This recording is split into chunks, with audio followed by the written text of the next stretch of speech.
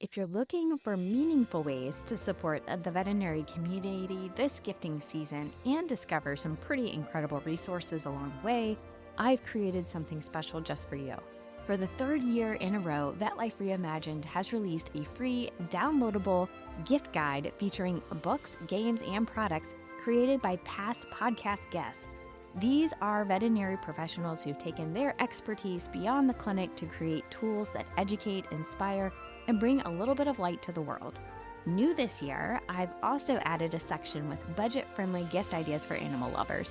Perfect if you want to be intentional about where your money goes and get a really special gift. Whether you're ready to buy now or save ideas for later, you can download the guide for free using the link in the show notes and support the people who support our profession every single day. Happy holidays. Welcome to VetLife Reimagined. Today's episode is a little different and really special. As we wrap up the year and look ahead to 2026, I invited back two returning guests, friends, and trusted voices in our profession, Dr. Melanie Barham and Dr. Sonja Olson, for an honest end-of-the-year reflection and mindset conversation. It's about pausing long enough to ask, what did we accomplish and learn this year? And how do we want to move forward? In this conversation, we reflect on what felt hard, what quietly improved, and what many of us in veterinary medicine are carrying into the new year, both personally and professionally. You'll hear thoughtful insights on navigating uncertainty, staying curious, and creating space for both growth and compassion for yourself and for others. If you've been feeling tired, hopeful, reflective, or all of the above, this episode will likely resonate. This is an episode to save and re-listen to for encouragement all throughout the year. So join us for a grounded, encouraging conversation about where we've been and how we might thoughtfully step into what's next. So I hope you'll stay until the end, and I'll share an ending message about what to get excited for in our next episode to start the year. So let's get to the conversation with Doctors Mel and Sonja. We got together not too long ago, and we were having a great conversation that I thought would be super relevant to bring onto the podcast. To start with, do you mind reminding people a little bit about you and your backgrounds, and then we'll start getting into some of this wonderful meaty conversation about what you've seen this past year in veterinary medicine and kind of hope to see in this coming new year. Mel, do you mind starting with you, and then we'll go to Sonja. Sure. Thanks for having me, Megan. It's so great to be back. This is good.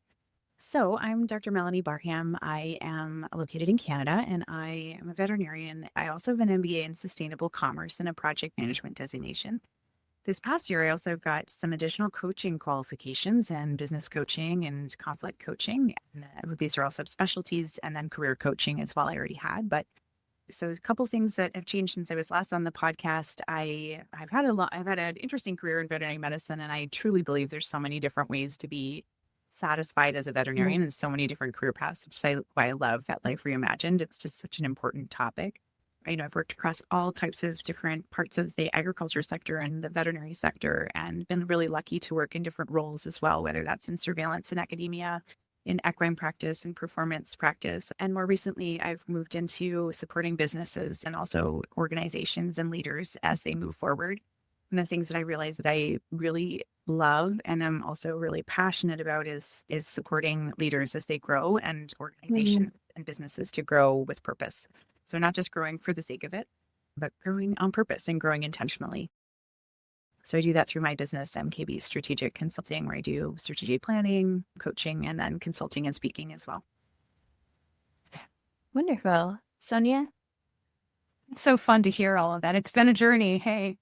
Oh, and it's so fun to be back with you on this. I love your podcast too. I always enjoy hearing the stories that are brought forward from our colleagues. And so it's great to be back with two of my favorite veterinary colleagues today.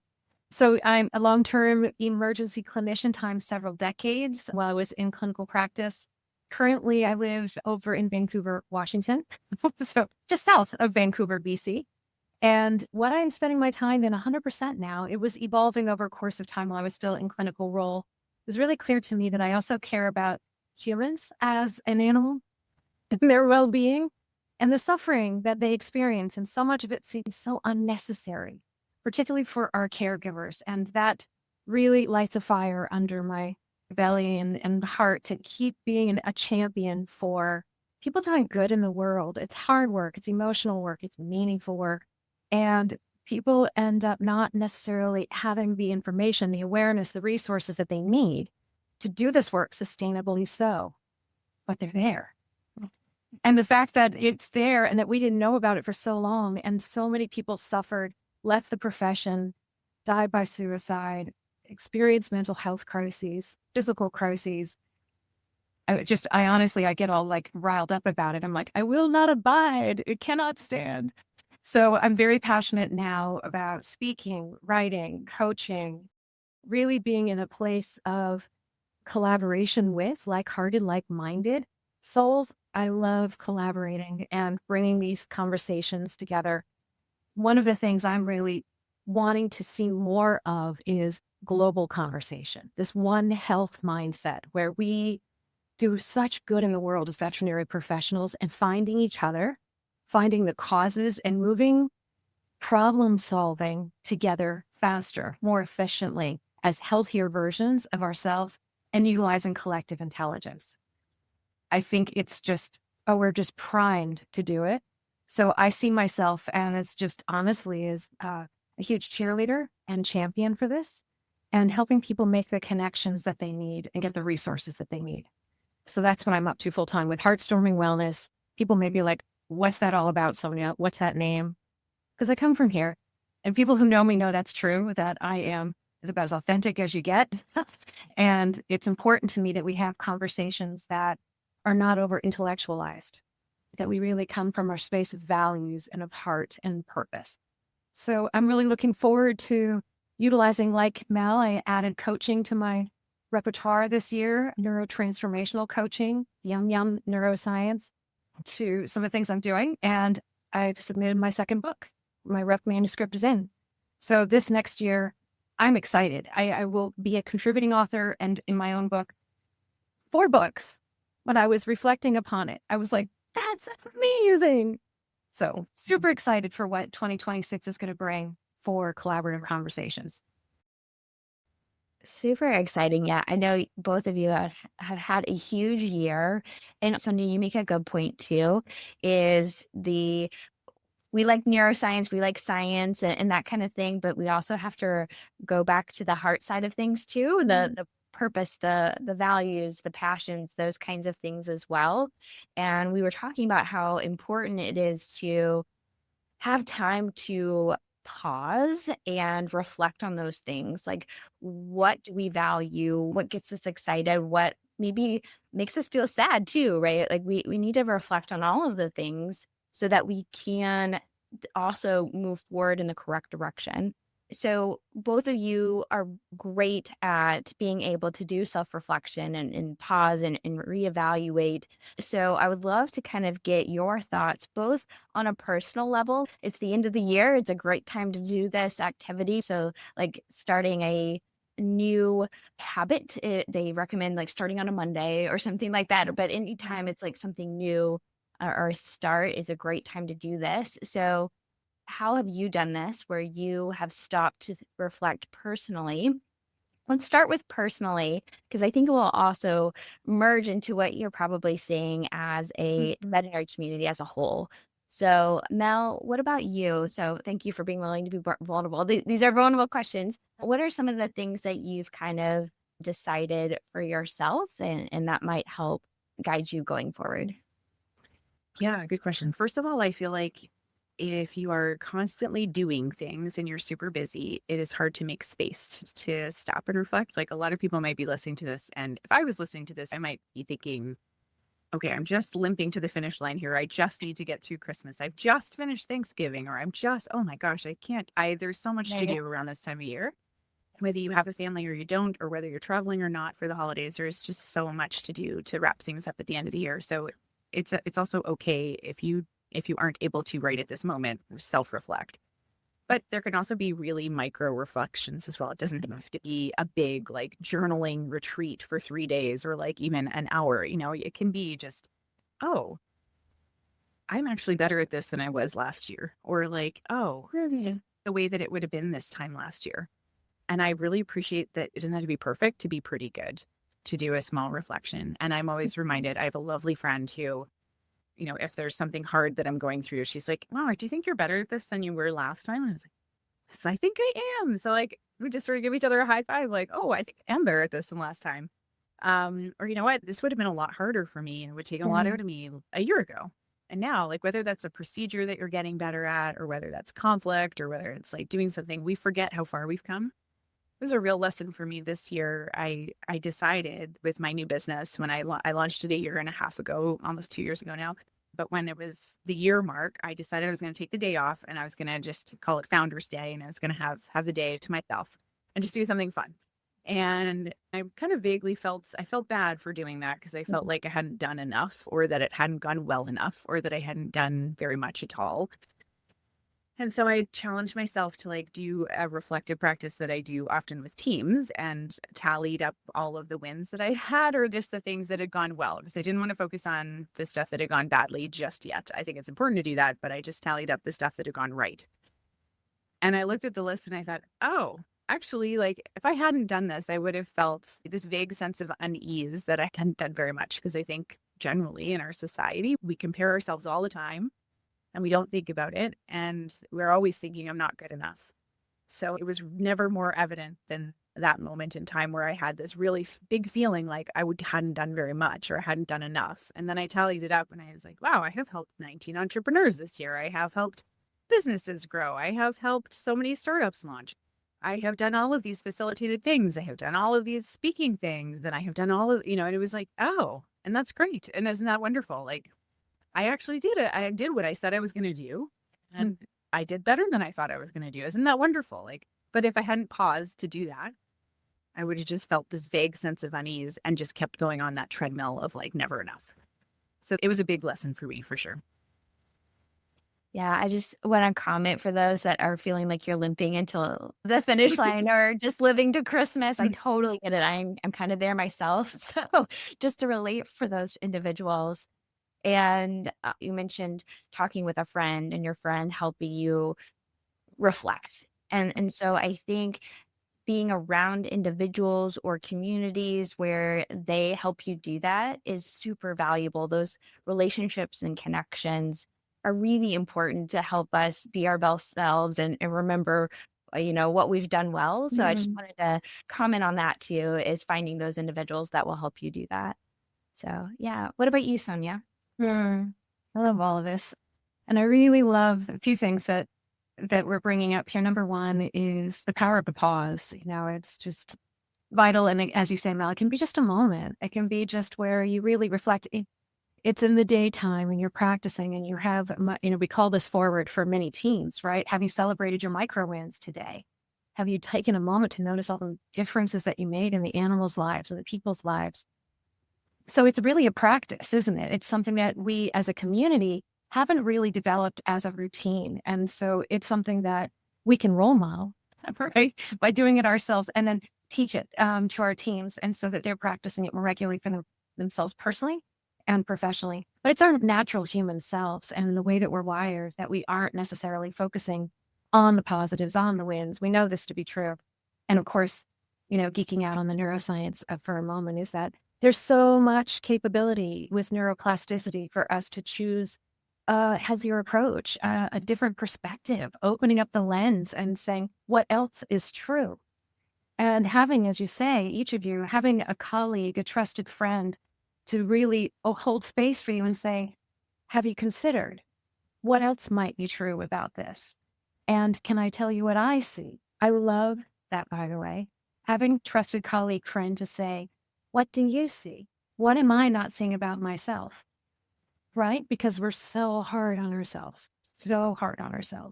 And my goodness, I know we try not to necessarily go swimming in the comparison pool, but we do it. So just being mindful that you're already amazing and awesome. Okay, it doesn't mean a lot of extra doing to make you qualified to be in the cool kids club, whatever that is. Can we just lean into the fact that many days we're doing the best we can, which is already pretty amazing, and celebrate that you did the best that you could today, honestly, with the resources that you had, and that maybe you have some aspirations and some dreams to stretch. How are you going to get there? What are some of the steps, mini steps, that you can take? Who's going to support you along the way? How can you support yourself, right? With all that self-compassion and self-awareness, living a life that's not just your professional life. These are things that I've been reflecting on. Then I'm really calling in. I very much this year, it felt like a lot of doing and then assess, doing and assess, because I'm really trying to feel into what do I love doing? Where do I feel like Sonja, can have the biggest impact with me and what I do and know? And where do I feel less excited? Where does it feel like more like work than fun? So really, really paying attention to these things, really listening to my values, what feels values aligned. And I think this December, it was very much my intention to not have as much doing on my plate so that I could take the time to lean into quiet moments, to go for those meditative walks, to spend time with friends. And also, I scheduled very intentionally time with people in my community who I really look up to and respect, who are doing things much longer than I have, or maybe about the same amount of time. And what's it like for you? What have you learned? And we can maybe have this external processing and clarification just by talking. I sort of feel like that's what we're doing here too, which is like, where am I in this? What have I learned? What would I want folks to know? And be easy on themselves with, as well as courageous. Yeah. May I ask, you said you have intentionally set aside time to talk with people in your community that you look up to. Are you speaking to veterinary specific, or is this like a broader community? A little bit of a broader community. Yeah. So these are friends that I've met through life, right?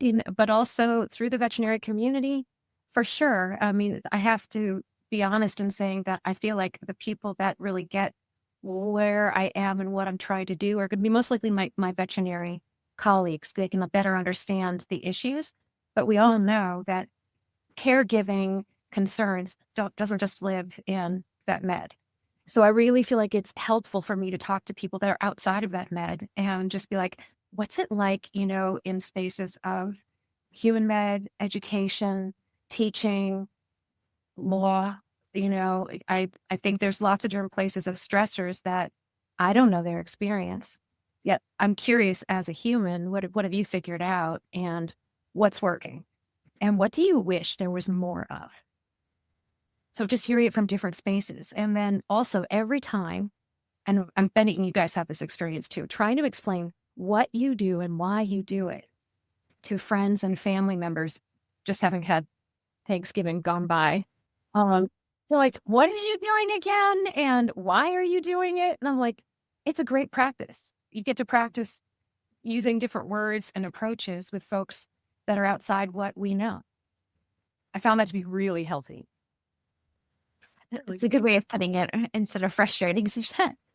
Both of us have very non-traditional career paths, so every time we have to explain like what we do, I at least personally, I'm like, oh, here we go. It used to be a lot easier. There we go again. Yeah, when it was like horse vet, that makes sense to people. It's like cat and dog vet, that makes sense, right? Exactly. Can I add one thing that that has been a reflection for me also is that sometimes when it is hard to reflect something good about yourself, what I have found is a useful way to even kick that off and to be able to see those things is to be very specific and intentional about kind of complimenting somebody else or like being grateful for somebody else's stuff. I was very lucky at the weekend. I was away for a trip for Community Veterinary Outreach, which is a charity that I work with and I'm the CEO of, and we got to go to the Arctic Circle this past week, and then also to Vancouver, which was very cool to visit their regions, which was amazing to see the leadership that's in action there. And one of the things that I loved to do and I really appreciated doing was just notice it, like, because I got to kind of look around and see what everyone was doing, and without having to be as much of a rush, was to say at the end of the day, like, wow, thank you so much, so and so. Like, I noticed how much attention you paid to our clients, or how how careful you were with this stuff and just be very specific, but also to share with them how much it meant to probably the people, because I could kind of see it from the outside. One of our volunteers was there who was manning the pet supplies area. And it was just incredible with our clients and really great to talk with them and to find the right harness for them and stuff like that, or find the right bowl for their pet. And just really, really connected with them. And I talked with them afterwards, and they used to be a client of ours where they'd gone through some very difficult times with housing vulnerability. And so they come back every time to volunteer, which I thought, isn't that cool? But I wouldn't have got to know that if I hadn't chatted with them, or if I hadn't noticed how great they were with their clients, or just to look around. So sometimes it's just about opening your peepers to like see what everybody else is doing instead of just focusing on your to-do list or what's right in front of you. I love that. That's really good. And kind of on that, moving into the broader veterinary medicine sphere, I highly respect both of you for your in a unique position. Like you've both kind of explained that so far. Mel, you talked about supporting entrepreneurs and startups and leaders, and Sonja, same, like you do a lot of leadership and culture development within organizations. So you've spent the year in really unique places and situations. As you reflect on veterinary medicine as a whole for the past year, what kind of comes to your mind? How are you leaving this year feeling about veterinary medicine and what you've interacted with? Sonia, do you want to go first? Yeah. The two words that come to mind are I feel challenged and hopeful. Honestly, I feel like we've made progress, but oh Lord, there is work to do. When I talk to, I'm sorry, Mel, sorry, coffee. I feel like there's from varied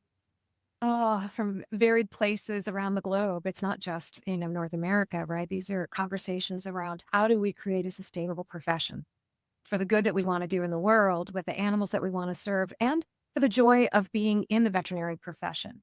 How do we keep working towards cultural spaces, team medicine spaces, family health with animal affordability spaces? These are big conversations that give me a lot of hope that they're even on people's minds, and that we have language that we're using now. And yet, boy, these are big issues. They were super complex. And the other thing that gives me hope is that we are amazing problem solvers. It's, we are complete nerds for complex problems. So I feel like we're equipped, and yet it's going to take, again, I mentioned it before, the collective intelligence instead of competing, instead of it being my solution, my company's solution. Oh, please knock it off. It's so inefficient. Can we please just work towards great solutions and then sharing them? Can we create templates and share them? Can we create novel approaches for vet med that maybe aren't novel in other places? We borrow them, from other places. That's multidisciplinary. That's smart, interprofessional. So I am hoping the bridges are being built. I am hopeful that there are more and more folks in our vet sphere that are those bridges, and they understand enough from these different places to bring it towards our communities to foster the conversations that are necessary. So rather than getting bogged down in the frustration of having the same conversations for the 5 billionth time about why well-being matters for veterinary professionals, take a deep breath. Recognize it's an opportunity to educate, to clarify. How many times have we done that with clients, right? It's an opportunity to clarify and to team. So we keep it up. So challenged and hopeful. How about you, Mel? You're always so good at coming up with these with like a word and just being succinct about it, Sonja. I just love that. Like I think you always said a word for the year, don't you? Mm-hmm. Yeah, you're always so good about that, and I can always just think of a word salad. But I guess what I have thought about too is really that I tend to think of our industry often as like change averse, or like maybe not as innovative as others, or I feel like I've often sat in that critical space about our profession that for me, I'm always like, oh, we're not moving fast enough. We're not doing things fast enough. But I have seen this year, I guess I do feel like there are so many people who are doing cool things, and there are opportunities to move forward, and people are owning, maybe they are picking up their collective piece of the big wicked problem and doing their bit, because nobody is going to come along and solve all of the problems for us. And if they did, we probably wouldn't like the solution, right? So I think I've seen lots of people picking up the mantle I'd really like things to be different in areas that I can control or areas that I have influence over. So I'm going to do this. Or I'm going to try this small thing move in this direction so that finally the dam will break and things will actually change for the most of us. And I see that. And I think there's so many cool instances of organizations or individuals doing those things, like and just doing their little bit to make sure that we're all moving forward with some of these big challenges that we face, whether that's affordability, whether that's workforce sustainability, whether that's, just technology or what that looks like. I just loved seeing some of those neat things and people coming forward and saying, I think I might have a solution. And then, others saying, that's great. That sounds amazing. Let's do it. Or, yeah, that's great. Just because you don't know every single step along the way, it's okay. You can just get started and just do the next step. Yeah, it makes me think about what Sonja was talking about with having the conversations, right? Like just start by bringing up an idea in the right environment, right? And start having the conversation and start where you are, right? Like it doesn't have to be that you're going to solve all the problems, but I think, like, again, you said we're great. I'm trying to change it to solutions finders instead of problem solvers. It's solutions finders. And then repositioning how we're thinking about this.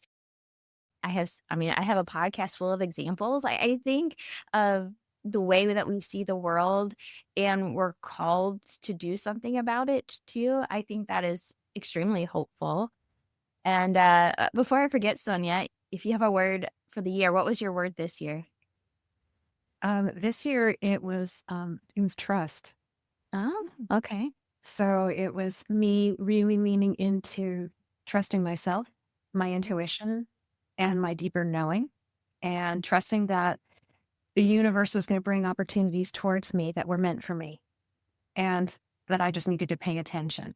And if things didn't come towards me, that they weren't meant for me or not right now. It's a very uncomfortable space. Let me be clear. That's a hard space to just like be like, okay. Because I think we have a tendency of not just veterinary professionals, but I think a lot of us that are high achieving individuals, we're go-getters.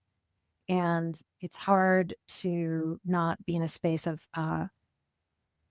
feeling like you're controlling your destiny, So I feel like it's a place where you want to pay attention and be alert in the driver's seat. But also, if that interesting little jog of the road looks interesting, do you have the time to maybe take a diversion and take a little drive and see what's interesting and cool over there that you wouldn't have otherwise discovered? Yeah, trust. I think that's really good because I think personally, me reflecting a little bit, I have seen a lot of pockets of where people have really felt like there wasn't a lot that they could control. Like there's a lot of like people we would never have thought would lose a job, losing jobs and having trouble finding jobs. And AI is, much of an enthusiast as I am, back to it's moving really fast. And that's a little scary too, is to see this thing that we know has potential impact and it's moving super fast. And we're just trying to keep up understanding it, right? So that can be kind of that feeling of a little bit of out of control as well. And so I think those are good things to talk about as well, and maybe a good pivot into looking forward into the new year. As we've reflected, we've also talked about understanding, looking at what we can control and what we would like to do going forward. So as you are thinking about 2026 moving forward, what are you personally looking forward to in your career path? And then also, what are you kind of thinking that the profession might be heading into, and share your thoughts there? Yeah, this is great. And it's exactly the space I'm swimming in this month. So as we think about where we're going into this next year, as we just mentioned, I choose a word. So I've been thinking, what is going to be my word for this next year? And I think what I'm leaning towards is intentional, being very intentional. And so that means I have to slow down. That means I have to have those moments of quiet and reflection and integration to be in alignment with and be able to discern, is this the right space for my time, my energy now, or do I need to maybe say not right now or no, thank you. Boundaries, super important for us, right, as part of self-care.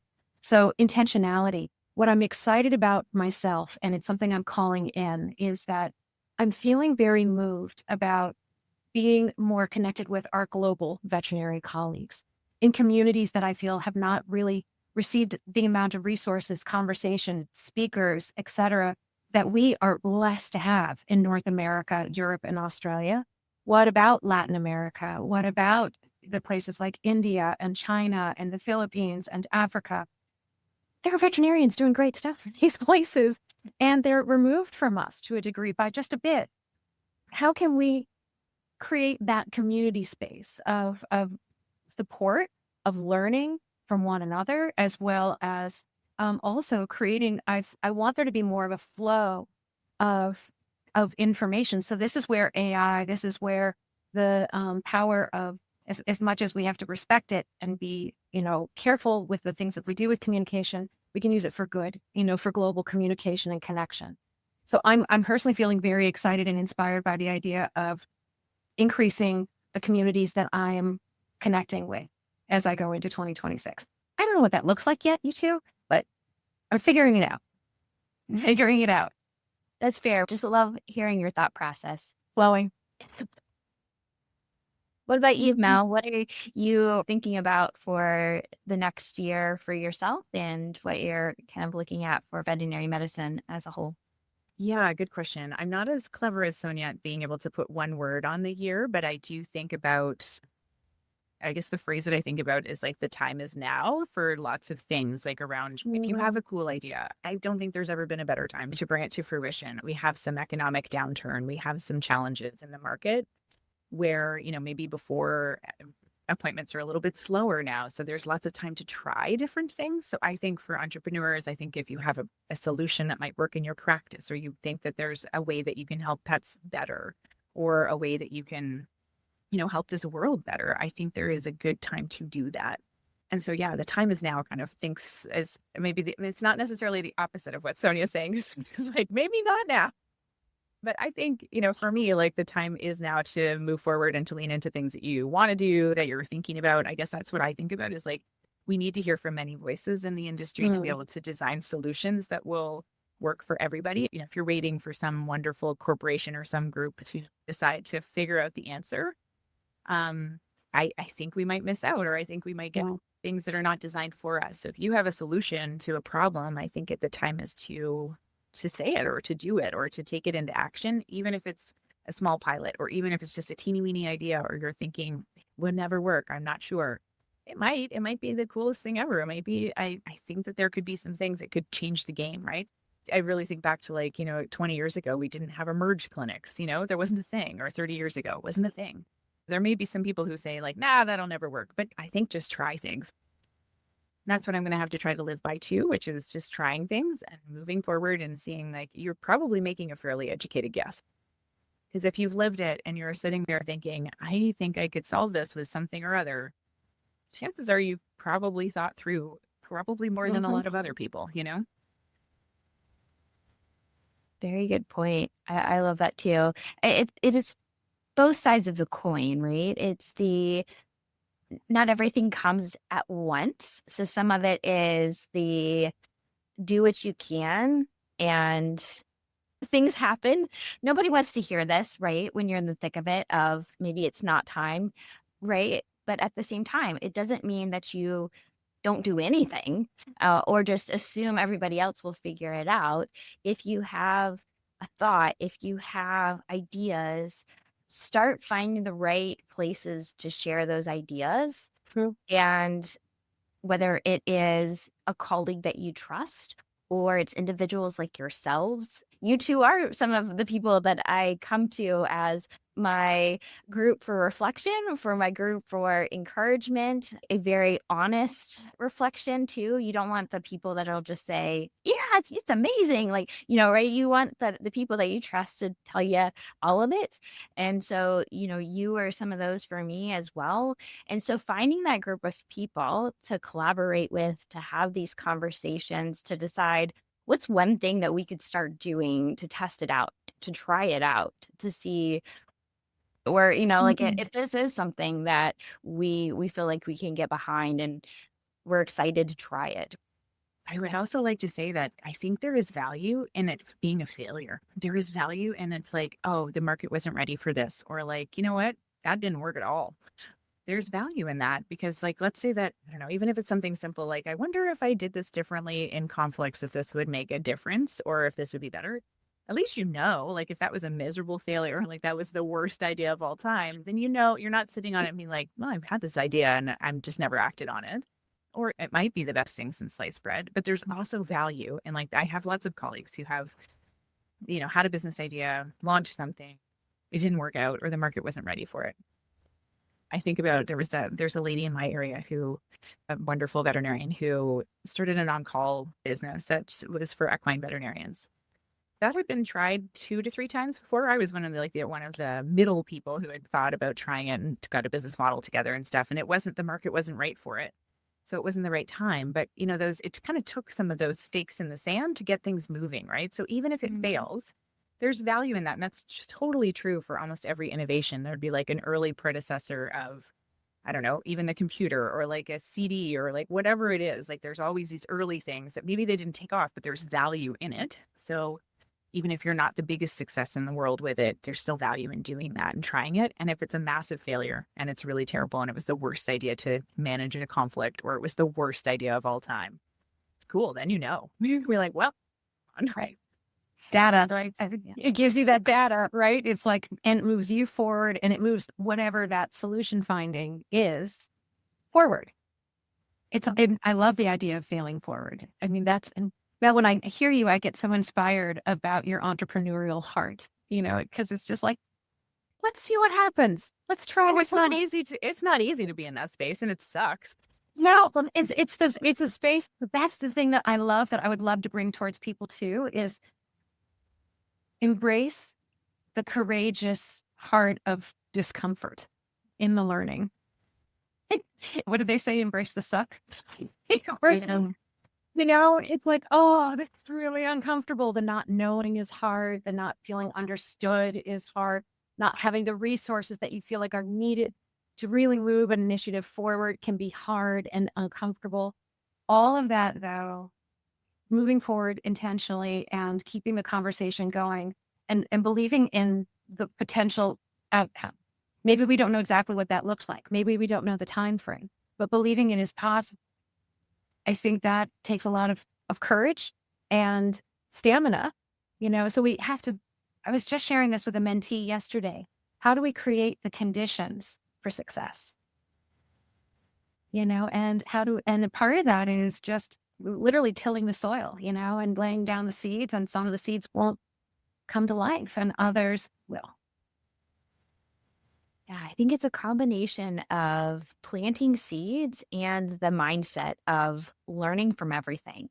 And I don't know exactly when the episode will come out aligned with this one, but I interviewed Mike Mossop, who is now one of the C-suite of Covet. And he started his own company before that he ended up folding, like he had to close it. It didn't work. But with that experience, and yes, it sucked. But through that experience and the connections that he made through it, he was able to find this amazing opportunity with Covet. And so, yes, it's hard. Being an entrepreneur is super hard. I listen to so many podcasts, and it's over and over again. It is so hard. But again, you're doing something. You're developing relationships and connections. You're trying things. And if you're embracing the learning mindset, the growth mindset along the way, you will be successful in some way. It may not look exactly like you thought at the beginning, but the combination of those things, I think, are great ingredients for success in the long run. Yeah, I think about your podcast, Megan. Like, did you know everything about being a podcast host and like No, doing a podcast before you started? not at all. And that's the thing is nobody's going to go back and be like, gosh, no, it's okay. Like nobody, people see the late stage and they're like, oh, look at what a wonderful success you are. But isn't that true of everything that we do, right? I mean, I was just listening to third-year veterinary students preparing to go into fourth year, and they were interviewing one of their prior schoolmates who's been out in vet med for 9 months. And just, it was such a rich conversation because they were all just like, do I know enough? Oh my gosh, you know what? And yet there was such excitement and enthusiasm to get going and to try. And let's just remember that. Let's remember the enthusiasm, the excitement of getting the opportunity to try, even though it may not show up the way we expected. We're going to make mistakes, hello humans, and we're going to learn from them. So this is the way. Well, I think that's a great mindset to go into a new year. And like I said, it's finding the people that you can go to with your ideas and suggestions, and just finding a network again is one of those ingredients to set yourself up for success, is finding that good group and network to surround yourself with. And like I said, you two are people that I count as some of that community for myself. And you are both doing wonderful things. Like you talked about being coaches and things like that. Do you mind sharing a little bit more about how people can find you, like what you're currently doing now, so people know and can reach out? Go ahead, Sonja. Oh, you're pointing at me. Okay, hold on. Yeah, so you can find me on LinkedIn. That's where I hang out most. You can find me at Melanie Barham on LinkedIn. Feel free to add me as a connection. You can also follow my business at MKB Strategic Consulting Limited. That's on my website is mkbstrategic.com. So find me there, and I'd love to hear from you if you have a cool idea, if you're looking for support, if you're looking for strategic planning as an organization or as a leader. Yeah, or if you're just wondering, I wonder if this would work. I wonder if this would be a fit or not. I'd be happy to chat. Yay. Yep. Same as LinkedIn. Sonja Olson DVM on LinkedIn. I hang out there frequently. My website is sonjaolsondvm.com. And I'm really keen to hear from folks that are looking for support for themselves, for their teams. They're talking about culture and how to bring it to life in a way that is impactful for the folks being in the different seats that they are in our communities. I also am very excited to facilitate workshops alongside folks. Let's collaborate. Let's come together and talk about solutions, right, Megan? As you said, I love that. Let's talk about solutions focused. I love it. And something that I do have on my heart that is still fairly new that I will bring up is that there's that conservation medicine part of me that I'm still developing retreats, wellness retreats. So I'm doing it again in March for those that are curious. Costa Rica retreat with Sonja. That will not suck, by the way. It's an amazing place. And I promise that it would be a meaningful experience. But I'm hopeful that that is going to be something that I will have the opportunity to do alongside others and support wildlife conservation and environmental action efforts around the world. So this is the one that I'm doing this coming year. But I'm excited for folks to reach out also, like we were saying, if you need a safe space to just talk about, like, I'm thinking about, what do you know? Who do you know? Every one of us on this podcast, we do this regularly with each other. And then we're like, oh, wait, I know someone. It's not me that knows this, but this person. You can start here. You can start with Megan or with Mel and let us support what you're thinking about and dreaming about or trying to find a solution for. Because if we don't have it, we are so very excited to introduce you to other folks that we know. Well, thank you both. I honestly absolutely love getting to spend time with you. So this was a great opportunity to bring it to the larger veterinary community. So thank you so much for what you do.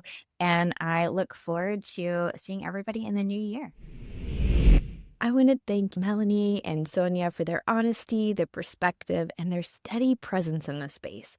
Like it does for me, I hope this conversation reminds you that none of us are navigating this profession or this season alone. As the year comes to a close, I hope you give yourself permission to pause, if even briefly, to notice what you've accomplished, what you've learned, and what you are grateful for in the coming year. You don't need to have everything figured out. Sometimes the most meaningful progress comes from simply staying curious, staying connected, and staying kind to yourself and to others. Next week, we'll begin 2026 with our annual vision casting episode with multiple experts in the profession. A chance to zoom out, look ahead, and thoughtfully explore what is next for veterinary medicine and for each of us within it. It feels like the perfect way to start a new year together. Thank you for being part of this community, for listening, reflecting, and for showing up. However this year ends for you, I hope you step into the next one feeling supported, hopeful, and open to possibility. Until next year, let's keep reimagining what's possible in veterinary life.